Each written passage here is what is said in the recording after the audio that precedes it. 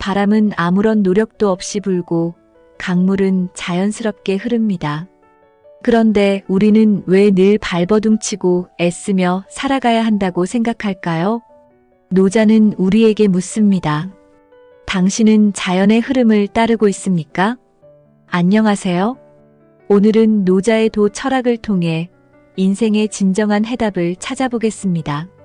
힘들이지 않고도 풍요로운 삶을 사는 법, 지금부터 시작합니다. 1. 도 자연의 흐름을 이해하라. 노자의 철학에서 가장 핵심적인 개념은 도입니다. 도란 자연의 질서, 세상의 이치, 그리고 모든 존재를 아우르는 근본 원리를 뜻합니다. 쉽게 말해 도는 강물이 흐르듯, 나무가 자라듯, 자연 그대로의 모습으로 살아가는 것을 의미합니다. 문제는 우리가 이 도를 거스르며 산다는 점입니다. 더 많은 것을 이루기 위해 서두르고 자연의 흐름을 강제로 바꾸려 하죠. 하지만 노자는 말합니다. 자연스럽게 있는 그대로 살라. 도는 인간을 포함한 모든 생명체가 따르는 근본적인 길입니다. 이를 거스르면 고통이 오지만 따를 때 우리는 진정한 평화를 얻을 수 있습니다. 우리 삶에서 도를 따르는 것이란 불필요한 욕심을 줄이고 자연스러운 흐름에 몸을 맡기는 것입니다. 이제부터 도를 이해하고 따르는 구체적인 방법을 알아보겠습니다. 2. 노력하지 않아도 되는 삶의 힘. 노자는 무의라는 개념을 통해 지나친 노력이 아닌 자연스러운 행동을 강조합니다. 무의는 아무것도 하지 않는 것이 아니라 자연스럽게 행동하는 것을 의미합니다. 마치 강물이 굽이쳐 흐르면서도 결국 바다에 이르는 것처럼 말이죠.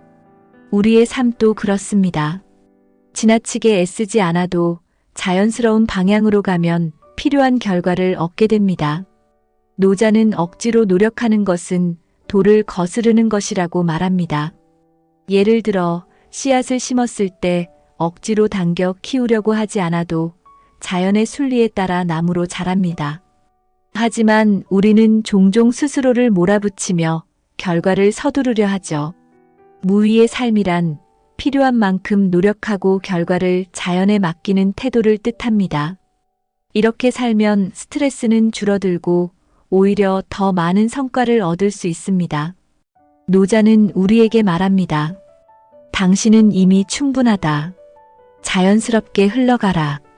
3. 도를 거스르지 않는 삶이란 무엇인가? 도를 거스르지 않는 삶은 무엇일까요?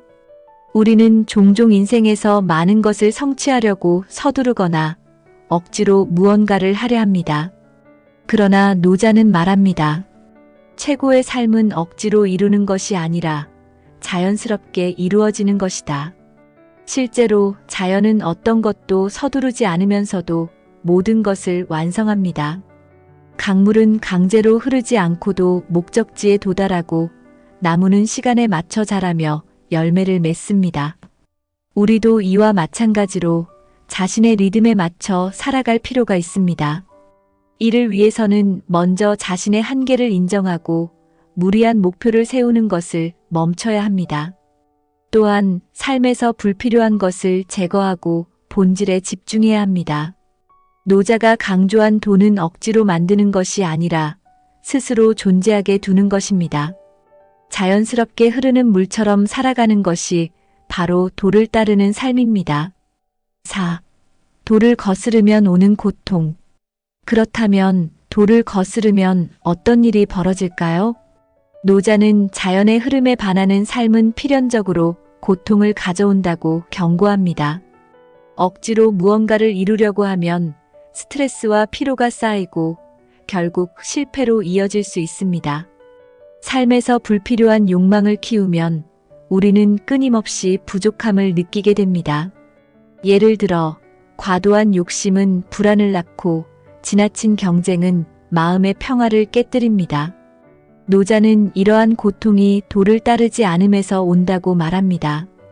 강물이 거꾸로 흐를 수 없듯이 우리의 삶도 자연의 이치를 거스르면 불행해질 수밖에 없습니다. 도는 우리를 해방시키지만 이를 거스르는 것은 우리를 속박합니다. 도를 따르는 삶은 고통을 줄이고 평화를 가져오는 지혜로운 선택입니다. 이제부터라도 도를 거스르지 않는 삶을 실천해 보세요. 작은 변화가 큰 행복을 가져올 수 있습니다. 5. 자연스럽게 사는 방법, 도를 따르는 일상. 그렇다면 우리의 일상에서 도를 따르는 방법은 무엇일까요? 먼저 욕심을 줄이고 자신에게 필요한 만큼만 가지는 연습이 필요합니다. 물질적인 풍요가 행복을 보장하지 않는다는 것은 잘 아실 겁니다. 둘째, 과거에 대한 후회와 미래에 대한 불안을 내려놓아야 합니다. 현재에 충실한 삶이야말로 도를 따르는 삶의 본질입니다. 셋째, 자연과 조화를 이루는 생활을 실천하세요. 산책을 하거나 자연 속에서 시간을 보내는 것만으로도 도를 느낄 수 있습니다. 마지막으로 자신을 있는 그대로 받아들이는 태도를 가지세요. 자연은 스스로를 비난하지 않습니다.